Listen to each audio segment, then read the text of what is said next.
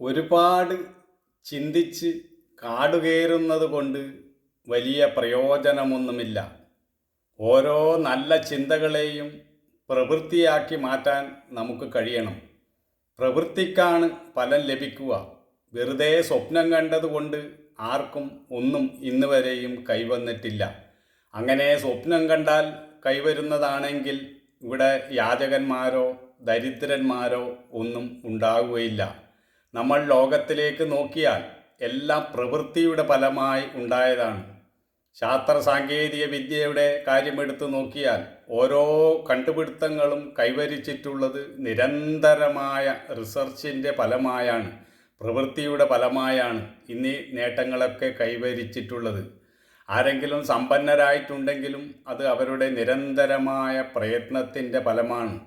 അതുകൊണ്ട് ഉണർന്ന് പ്രവർത്തിച്ചാൽ മാത്രമേ മനുഷ്യന് നേട്ടം കൈവരിക്കാൻ കഴിയുകയുള്ളൂ.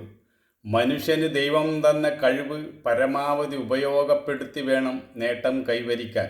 അതോടൊപ്പം അതിൽ അഹങ്കരിക്കുവാനും പാടില്ല. ദൈവം തന്ന കഴിവ് കൊണ്ടാണ് തനിക്ക് പ്രവർത്തിക്കാൻ കഴിഞ്ഞതെന്ന് ഉറച്ച് വിശ്വസിക്കുകയും വേണം. അതുപോലെ തനിക്ക് നേട്ടം കൈവരുമ്പോൾ അതിൽ നിന്നും ഒരു പങ്ക് അല്ലെങ്കിൽ ഒരു ശതമാനം പാവങ്ങൾക്ക് ദാനം ചെയ്യുവാനുള്ള മനസ്സുമുണ്ടായിരിക്കണം.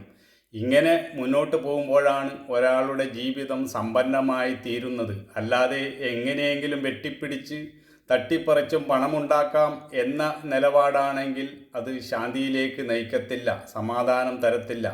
ഒരു കാര്യം, ഈ ലോകത്ത് ആർക്കും ഇവിടെ സ്ഥിരതയില്ല എന്നതാണ്. എല്ലാവരും ഒരു വഴിയാത്രക്കാരെ പോലെയാണ്. കുറച്ചു കാലം പല വഴിയിലൂടെ വരുന്നവർ ഒരു സത്രത്തിൽ തങ്ങുന്നു.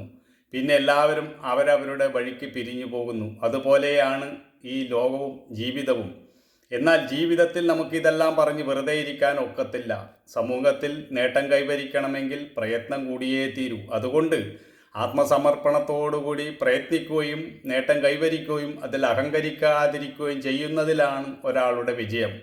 അല്ലാതെ വിജയം വരുമ്പോൾ ആകാശമുട്ടെ തുള്ളിച്ചാടുകയും പരാജയം വരുമ്പോൾ പാതാളത്തോളം താഴ്ന്നു പോവുകയും ചെയ്യാൻ പാടില്ല. വിജയപരാജയങ്ങൾ ജീവിതത്തിൽ ഉണ്ടാകും. അതിനെയൊക്കെ സാക്ഷ്യഭാവത്തിൽ കണ്ടുകൊണ്ട് നിരന്തരമായ പ്രവൃത്തിയിലേർപ്പെടുകയാണ് ഓരോ മനുഷ്യനും ചെയ്യേണ്ടത്. വിജയം വരട്ടെ പരാജയം വരട്ടെ അതൊന്നും നോക്കാതെ നിരന്തരമായ ഒരു പ്രവർത്തനം, ഒരു പ്രവൃത്തി, തീർച്ചയായും അതിന് ഫലം ലഭിക്കുമെന്നാണ് എല്ലാ ശാസ്ത്രങ്ങളും നമ്മൾക്കോട് പറയുന്നത്. ദൈവത്തിൽ വിശ്വസിച്ചോ വിശ്വസിച്ചില്ലേ ഇതൊന്നും അല്ല പ്രധാനമായ കാര്യം, പ്രയത്നമാണ്. ദൈവം എല്ലാവരിലുമുണ്ട്, എല്ലാവരും ദൈവം തന്നെയാണ്. ദൈവം സൃഷ്ടിച്ച പ്രപഞ്ചത്തിൽ നമ്മൾ പണിയെടുക്കണം. താൻ പാതി ദൈവം പാതി എന്നാണ് പറയുന്നത്. പ്രയത്നമാണ് പരമപ്രധാനമായിട്ടുള്ളത്. അതോടൊപ്പം ആ അഹങ്കാരമില്ലായ്മയും വിനയവും ഉണ്ടാവുകയും വേണം. അങ്ങനെ വരുമ്പോഴാണ് ജീവിതം സന്തോഷപ്രദമായി തീരുന്നത്. അല്ലാതെ അലസന്മാരായിരിക്കുന്ന ആരും ഈ ലോകത്ത് നേട്ടം കൈവരിച്ചിട്ടില്ല. എല്ലാ നേട്ടവും കൈവന്നിട്ടുള്ളത് നിരന്തരമായ പരിശ്രമത്തിൻ്റെ ഫലമാണ്. ഈ ബോധത്തോടുകൂടി പ്രയത്നിച്ചാലേ നമുക്ക് വിജയം കൈവരിക്കാൻ കഴിയുകയുള്ളൂ. സ്കൂളിൽ പഠിക്കേണ്ട കുട്ടി ആ സമയത്ത് പഠിക്കാതിരുന്ന് പരീക്ഷ സമയത്ത് ടെൻഷൻ അടിച്ചിട്ട് കാര്യമില്ല. പരീക്ഷ എഴുതിയതിന് ശേഷം ഏത് ക്ഷേത്രത്തിൽ പോയി പ്രാർത്ഥിച്ചിട്ടോ പള്ളിയിൽ പോയി പ്രാർത്ഥിച്ചിട്ടോ ഫലമില്ല. താൻ പ്രയത്നം ചെയ്തില്ല, അതുകൊണ്ട് തനിക്ക് ആ ക്വസ്റ്റ്യന് ഉത്തരം എഴുതാൻ കഴിഞ്ഞില്ല. അതുകൊണ്ടാണ് താൻ തോറ്റത്. മറ്റു കുട്ടികൾ പഠിച്ച് അതിന് ഉത്തരം എഴുതിയതുകൊണ്ട് അവർ ജയിച്ചിരിക്കുന്നു. അല്ലാതെ ഇത് ഭാഗ്യം കൊണ്ട് കൈവന്നതാണ് എന്ന് പറയുന്നതിൽ അർത്ഥമില്ല. പ്രയത്നശീലന് മാത്രമേ വിജയം കൈവരിക്കാൻ കഴിയുള്ളൂ. മനുഷ്യൻ കർമ്മശീലരാണ്. അവർ പ്രയത്നിച്ചു കൊണ്ടേയിരിക്കണം. ഏത് വിജയത്തിനും അടിസ്ഥാനം പ്രയത്നം തന്നെയാണ്. ചിലപ്പോൾ പ്രയത്നിച്ചും ഫലം ലഭിച്ചില്ല, പരാജയപ്പെട്ടു പോയെന്ന് വരാം. വീണ്ടും ഉണർന്ന് പ്രവർത്തിക്കുക, അതുമാത്രമേ വിജയത്തിന് അടിസ്ഥാനം.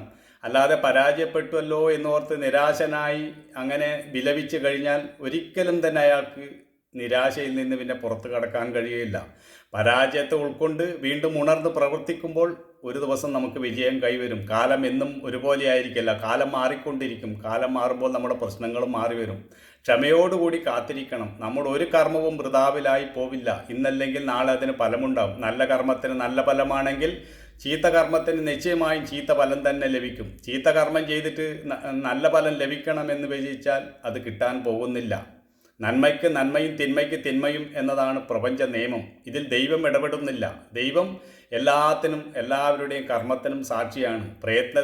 പ്രയത്നിക്കുന്നവന് ഫലം ലഭിക്കും എന്നത് തന്നെയാണ് ഈ പ്രപഞ്ച നിയമം.